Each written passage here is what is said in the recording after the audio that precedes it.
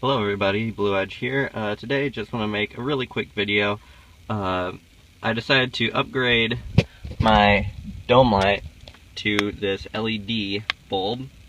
It's a really fairly straightforward process. If you look up on your dome light, there will be a little notch right here that you can fit a screwdriver in, and you'll just pry this little plastic piece off. It just has these little clips.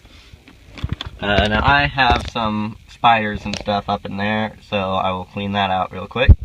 Alright, so next thing is going to be pulling out the light bulb. Now I actually am going to use a screwdriver for this because I know these bulbs get insanely hot.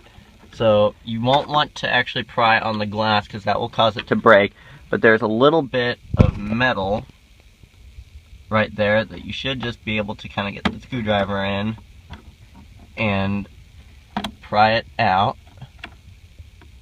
Alright. So I have it out. Let's get this other side. Yeah, now be careful that it doesn't touch your skin because that is going to leave a really nasty burn. Alright, there we go. Now I will attempt to get this bulb out of the plastic. Alright, so I got the bulb out after probably about like 10 minutes of fighting the plastic. So now we'll just simply pop it in. Kind of straighten it out there a little bit.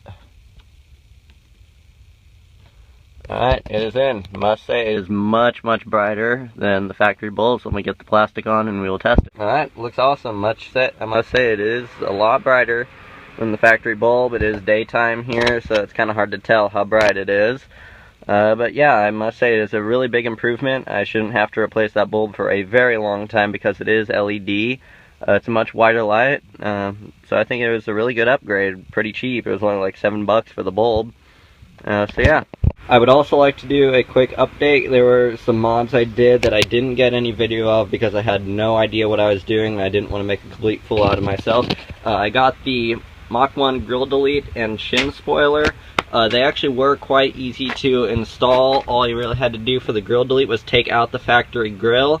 My third piece grill flame, in order to mount the pony, there has to be a hole in the back of this little plastic piece, but my grill already had a hole there. Some don't, so you might have to Dremel a hole, or they do offer a new grill piece. I think it's like $60. It's some ridiculous amount, but I chose not to spend the money. I was just going to Dremel the hole. And then this little plastic bottom lower lip. It has some tabs on the back that you mount to the inside of the bumper. It did take some wrestling around, but it was probably maybe like a 10-minute install. The chin spoiler here ended up having to jack up the car because a drill would not fit underneath. What you do is you simply tape it to the bottom of the bumper and there will be some holes. I took a Sharpie and I marked those and then I drilled them up. The actual mounting of it was a little difficult. You kind of have to wrestle around with the screws. You have to get a combination wrench up over the bumper, and then you had to take a drill and drill the screws in. So I'd say maybe that was about a half an hour install. Right, another thing I did was I got the matte black balance strip and bumper inserts. These were actually quite easy. I was a little worried about them at first. But what you do is you will take the stickers off the sheet and you will spray them down with a car soap and water mixture. I just put them in a little squirt bottle. And what it does is it wets down the adhesive. So what you can do is when you stick them in there, you are not stuck with it. Or you can move the stickers around to get them all lined up. You kind of move them around, you push out all the water and the bubbles, the air bubbles, with your thumb. Blow dry it with a hair dryer. Wait quite a while because they will not dry immediately. They will still be a little wet, so you kind of blow dry them. It will help it, but yeah, you will want to leave them for a couple days. Don't put your car through the car wash, else the stickers will move around. I had the S kind of shift around on me a little bit. The G also, it's a little crooked, kind of hard to tell though. And then the lower valance strip, this one was the hardest by far because it is a bigger sticker. But it's the same process. You will spray down the bumper with the soap and water mixture. You'll spray down the back of the sticker, and then you'll align it. Now, you don't want to, because it does come down a little farther. I don't know if you can see under there, but it does wrap around to the underside of the bumper. So if you line that part up, the sticker would probably come up to about here. Now my friend did that and it looks like complete crap on his car. But yeah, it comes with a squeegee, just a little plastic scraper looking thing. You'll wrap that. I wrapped it in like one of those blue shop paper towels. Those things are insanely soft. You can use just a little hand towel or something, but you don't want to use just the plastic or else you'll scratch the crap out of the sticker. So you'll use that and you'll push out all the water, and yeah, it was fairly simple. The other thing I did was installing a hood scoop. My friend got a new one, so he gave me his old one. I just plaster dipped it black. I had him because since he ordered his hood scoop from American Muscle, that comes with the drilling template and everything. What I did was I had him contact American Muscle because they wouldn't just send me the drilling template, they had to have the purchaser get it.